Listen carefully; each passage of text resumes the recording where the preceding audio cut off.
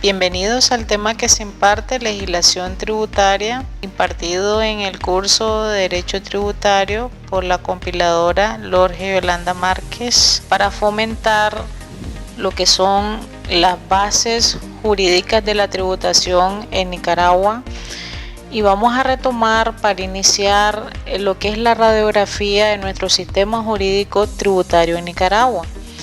Para empezar, para el presente estudio debemos partir del contexto de la legislación tributaria nacional y vamos a señalar este pequeño listado que es el inicio de este estudio. Y decimos acá que tenemos los convenios internacionales, el CAUCA, el RECAUCA, está fundamentado en el Tratado General de la Integración Centroamericana.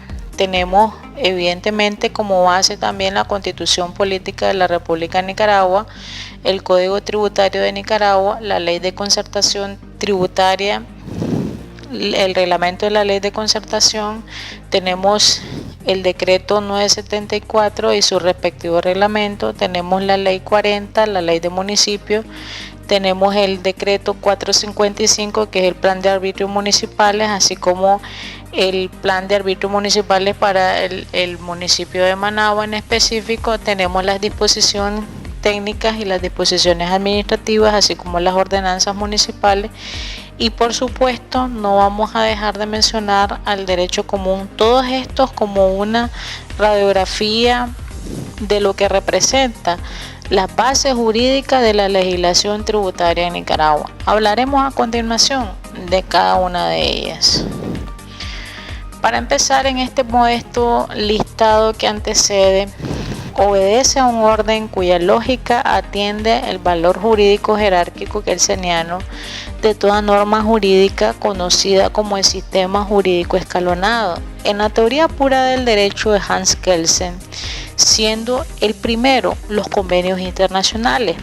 Explicándose esto, ya que Kelsen, jurista inspirador de esta teoría, señala que toda norma emana de otra, remitiendo su origen último a una norma hipotética fundamental que es necesario para postular la validez del derecho, situando así dicha norma en el derecho internacional. De ahí que defendiese la primacía de este derecho internacional sobre los ordenamientos nacionales.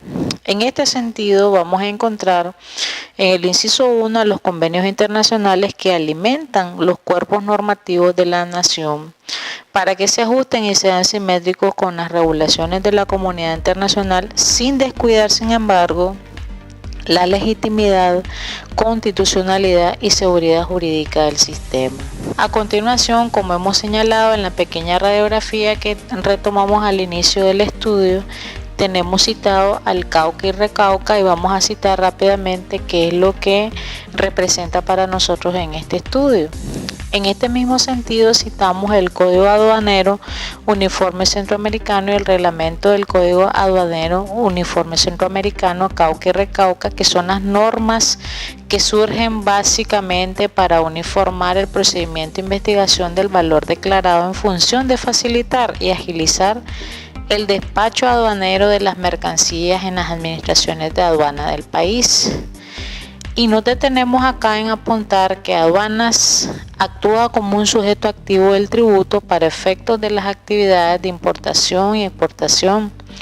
Ahí mismo se perfecciona en doctrina la subsistencia de esta como un sujeto activo de la obligación tributaria, es decir, aduana es el titular de la acción para la efectiva prestación debida por el sujeto pasivo. Y citamos a continuación, para fundamentar este inciso, los primeros artículos que regula el CAUCA. En el primero tenemos pues que el presente código aduanero es el Código Uniforme Centroamericano que establece las disposiciones básicas de la legislación aduanera común de los países signatarios para la organización de sus servicios aduaneros y la regulación de la administración, conforme a los requerimientos del mercado común centroamericano y la Unión Aduanera, a que se refiere el artículo 1 del Tratado General de Integración Centroamericana. Asimismo, tenemos algunas otras definiciones que son de importancia mencionarlos en este recorrido que estamos realizando en el estudio de la legislación tributaria nicaragüense. Por ejemplo, el concepto de exportación, donde tenemos acá que está definido como la salida cumplidos los trámites legales de mercancías nacionales o nacionalizados destinados al uso común definitivos en el extranjero. Otros conceptos importantes de retomar sería el concepto de importación, como tenemos definido acá en la lámina: importación no comerciales, importación temporal, reexportación, reimportación, tránsito internacional. Vamos a continuar nuestro recorrido. En la capítulo 3 tenemos nuestra Constitución Política Nicaragüense. Y explicamos: para continuar esta reseña jurídica y siendo consecuentes con el sistema escalonado kelseniano antes citado, es menester destacar el aporte fundamental que hace nuestra Constitución Política, la que garantiza en su cuerpo normativo el principio de legalidad prescrito en los siguientes artículos. El artículo 114 constitucional corresponde exclusivamente y de forma indelegable a la Asamblea Nacional la potestad para crear, aprobar, modificar o suprimir tributos. El sistema tributario debe tomar en consideración la distribución de las riquezas y de las rentas. Se prohíben los tributos o impuestos de carácter confiscatorio. Estarán exentos del pago de toda clase de impuestos los medicamentos, vacunas y sueros de consumo humano, órtesis y prótesis lo mismo que los insumos y materia prima necesarios para la elaboración de estos productos de conformidad con la clasificación y procedimiento que se establezca. El artículo 115 sigue abonando al principio de legalidad constitucional y explica que los impuestos deben ser creados por ley que establezca su incidencia, tipo impositivo y las garantías a los contribuyentes. El Estado no obligará a pagar impuestos que previamente no estén establecidos en una ley. En el acápite 4 tenemos al Código Tributario, que en este mismo orden de ideas encontramos las prescripciones del Código Tributario que secundan las voces de nuestra Constitución al prescribir el principio de legalidad en el artículo 3 del Código Tributario, donde se explica que se crea el principio de legalidad prescribe crear, aprobar, modificar solo mediante ley. Se podrá entonces erogar, se podrá modificar, se podrá crear tributos, otorgar, modificar, ampliar o eliminar exenciones, exoneraciones, condonaciones y demás beneficios tributarios. Definir el hecho generador de la obligación tributaria, establecer el sujeto pasivo del tributo como contribuyente o responsable, la responsabilidad solidaria, así como fijar la base imponible y de la alícuota aplicable, establecer y modificar las preferencias y garantías para las obligaciones tributarias y derechos del contribuyente y definir las infracciones, los delitos y las respectivas sanciones. En el acápite 5 tenemos la ley 822, que es la ley de concertación tributaria. Seguimos diciendo que para destacar el marco regulatorio específico conviene apuntar varias notas características de esta ley. Y es que la ley de concertación tributaria entró en vigencia el 12 de diciembre del año 2012 y ha sido reformada al menos 4 veces. La última reforma aprobada por la Asamblea Nicaragüense entró en vigencia el 28 de febrero del 2019 y consta de 324 artículos. Precisamente el artículo 322 mandata su reglamentación. En tal sentido, se regula su reglamento a través del decreto 01-2013 vigente desde el 22 de enero del 2003 y este comprende 220 artículos y tiene por objetivo establecer los procedimientos administrativos para la aplicación y cumplimiento de los impuestos creados por la Ley de Concertación Tributaria, así como desarrollar los preceptos de esta misma ley para efectos de la gestión de los impuestos. Ahora bien, la ley tributaria debe estudiarse en el marco de 4 normas específicas a como sigue. La ley de concertación tributaria del 17 de diciembre del año 2012, que ya hemos citado, el decreto 01-2013, reglamento de la ley 822, la ley 891, que es la ley de reformas y adiciones a la ley 822, la ley 922, que es la ley de reforma a la ley 822, y por último la ley 987, que es la última reforma que se realizó a la ley de concertación. Nuestra ley tributaria deja previstas las regulaciones y cargas tributarias en distintas rentas que se producen en el vivaz desarrollo de las actividades económicas, reconociéndose en ello la existencia del concepto de renta dual, un concepto bastante importante que depende de la diversificación con que se denotan las rentas en la actualidad, concepto que estudiaremos en la marcha del presente estudio. Para ello puntualizamos, sin embargo, en el acápite 1 tenemos acá la creación, naturaleza y materia imponible del impuesto sobre la renta.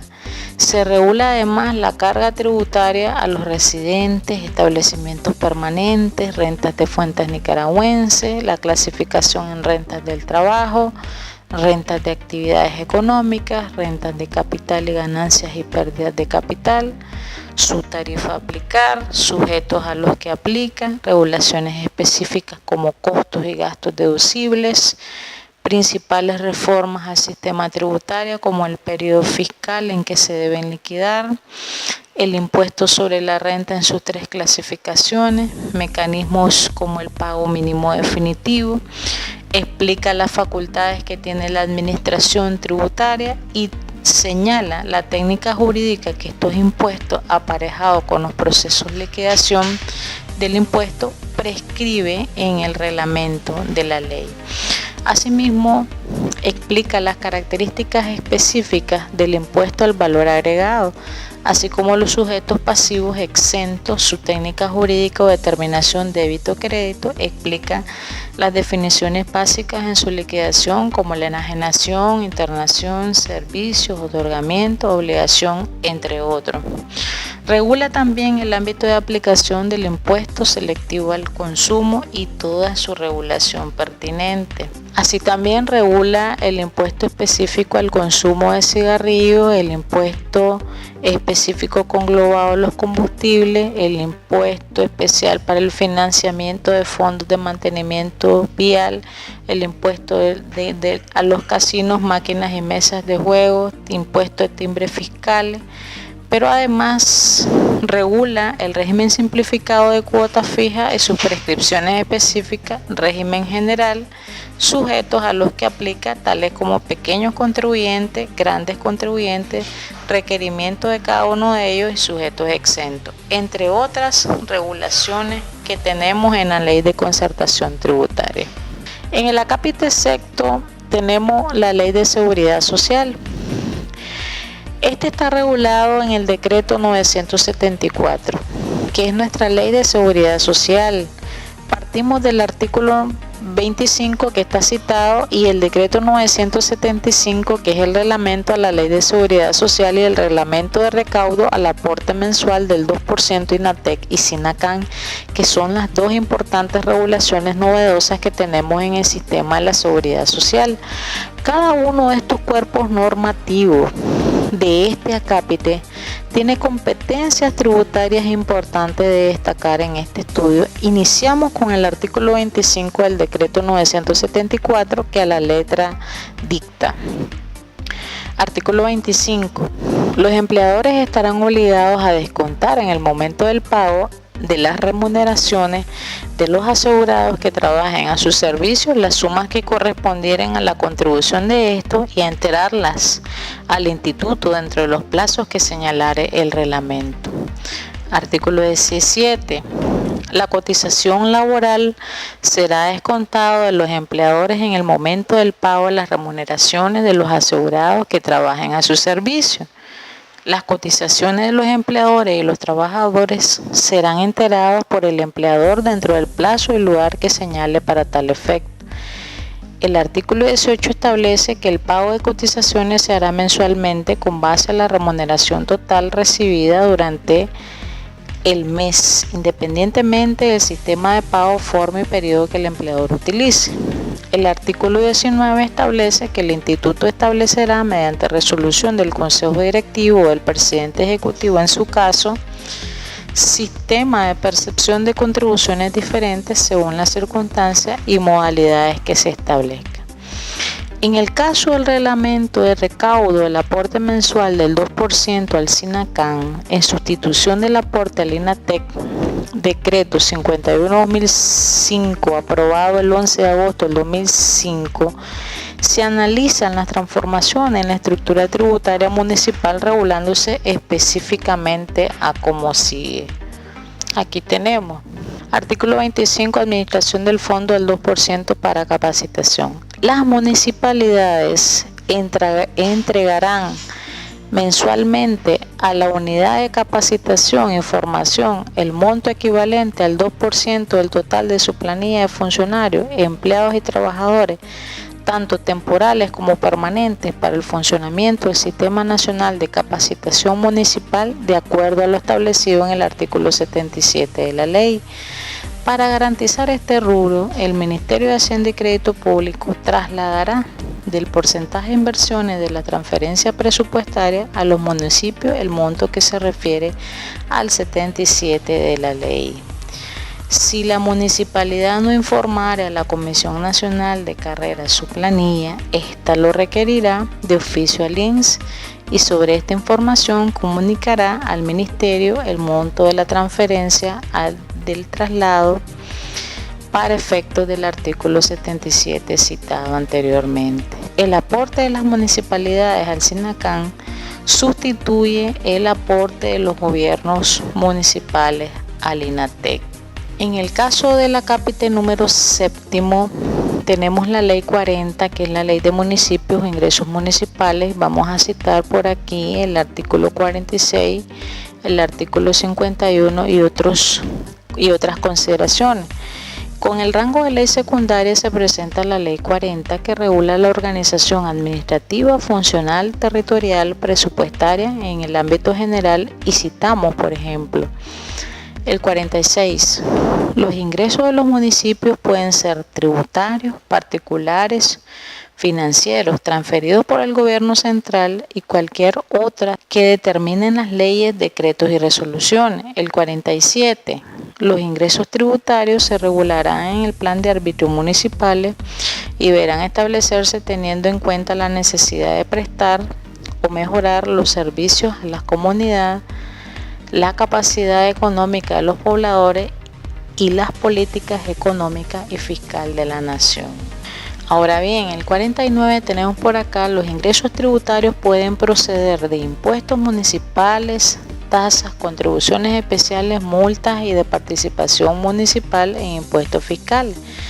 El presente artículo clasifica una vez más a las especies fiscales que se corresponden con la estructura tributaria municipal, misma que clasifica los tributos en estructura tributaria estatal y municipal, es decir, son los tributos que generan ingresos públicos para la satisfacción del gasto público para el Estado y para el municipio. En el 50 tenemos: el municipio no podrá acordar exenciones, exoneraciones o rebajas de impuestos, tasas, contribuciones especiales, sino en los casos y con las formalidades previstas de su plan de arbitrio.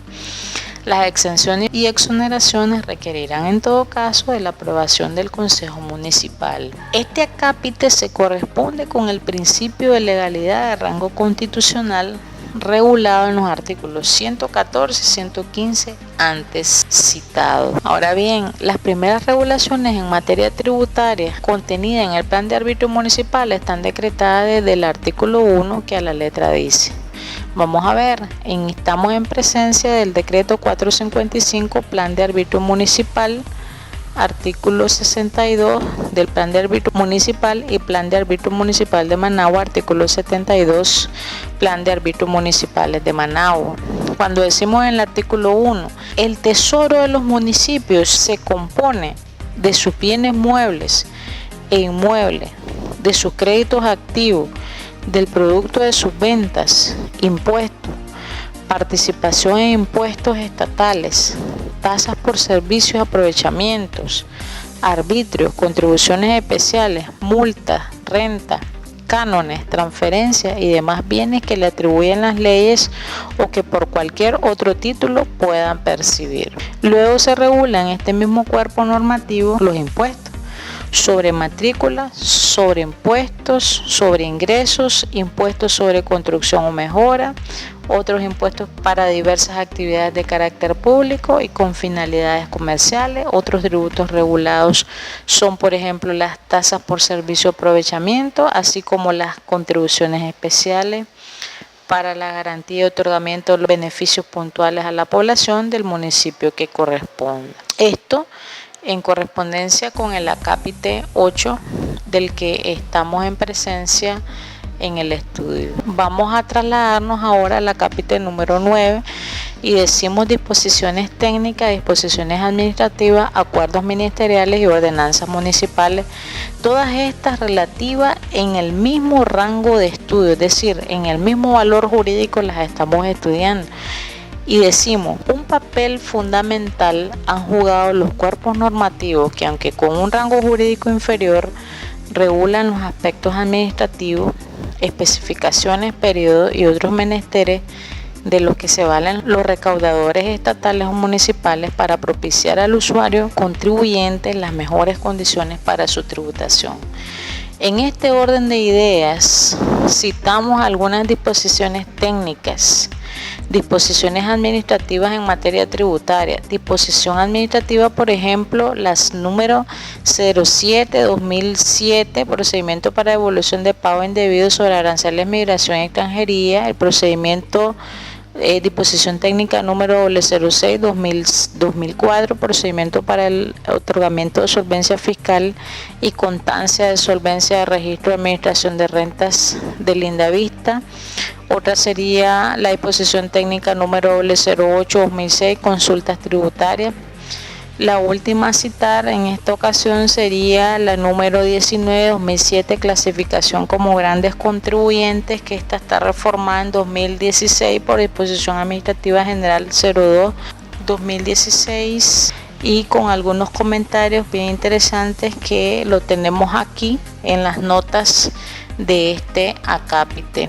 Otra de las disertaciones que tenemos es que todas estas que están bajo la facultad de la DGI, de acuerdo con el artículo 146, nos seguimos refiriendo a las disposiciones técnicas, inciso 11, que explica facultades particulares, además de las facultades establecidas en los artículos anteriores. La administración tributaria tiene las siguientes facultades: establecer mediante disposición administrativa la diferente clasificación de los contribuyentes y responsables del sistema tributario a fin de ejercer un mejor control fiscal. Esto refiriéndose a la última disposición técnica que acabamos de citar. En el caso de los acuerdos ministeriales tenemos un ejemplo, el 03/2017, que se refiere al ministro de Hacienda y Crédito Público de la República de Nicaragua, adenda de acuerdo ministerial, lista taxativa de bienes conforme a la nueva versión a 12 dígitos del sistema arancelario centroamericano. Y tenemos la ordenanza municipal, que es una resolución que reglamenta determinadas obligaciones, tarifas o formas de actuar de los individuos en algunas materias dentro de las competencias de la municipalidad y respetando las leyes del país. Es un reglamento que establece las formas de aplicación de una competencia o atributos contenidas en la ley de municipio. Ordenanza Municipal 01/2013, daños y multas ambientales del municipio de Managua. En la siguiente lámina tenemos el número 10, el acápite número 10 y último, el derecho común, que no tenemos que obviarlo, ¿verdad? Y debemos citar como correlativo el vacío que satisface el tronco común, el derecho civil en materia jurídica, a todas las ramas del derecho en nuestro sistema jurídico. Para fundamentar este aspecto, debemos retomar la remisión que hace el Código Tributario al derecho civil o el derecho común, que va a ser el instrumento que procure en todo momento llenar los vacíos que puedan encontrar en la materia tributaria y todas las materias de la vida jurídica. Y ahí tenemos el acápite o el título de interpretación de las normas tributarias y analogía en el artículo 4 del Código Tributario, cuando nos dice y explica: las normas tributarias se deben interpretar con arreglo a todos los métodos admitidos en el derecho común y los establecidos en los convenios internacionales, con fundamento en la legislación internacional respectiva. En todo caso, la interpretación tiene un objetivo eminentemente aclaratorio y explicativo, y no implica en forma alguna que por esta vía se pueda crear, alterar, modificar o suprimir disposiciones legales existentes. También sigue aclarando que a través de esta norma la legislación tributaria queda dependiendo en gran medida de las disposiciones del derecho común, especialmente las disposiciones relativas al Código de Procedimiento Civil y Código Civil, ambos de la República de Nicaragua, de manera tal que toda norma tributaria debe interpretarse con arreglo a las disposiciones del derecho común. Asimismo, podrá utilizarse el principio supletorio de la ley para resolver situaciones que las disposiciones tributarias no provean, o el principio analógico de la ley para llenar vacíos procedimentales, todo sin perjuicio de garantizar el principio de legalidad establecido en el artículo 3 del Código Tributario. Es así que hemos concluido este recorrido de la radiografía que hemos preparado sobre la legislación tributaria desde la perspectiva de toda la normativa jurídica tributaria, desde la primigenia norma tributaria hasta la última, que constituiría el derecho común. Iniciamos a considerar, por ejemplo, las normas internacionales y terminamos con el derecho común. Están consideradas y están acaparadas todas las normas que tienen competencia y capacidad para regular y alimentar sobre todo la normativa jurídica tributaria. Esto, lo más importante desde la perspectiva de nuestro sistema jurídico tributario, esperando de que esta información sirva y siente las bases para un futuro estudio y sobre todo para alimentar el estudio que estamos realizando. Muchas gracias.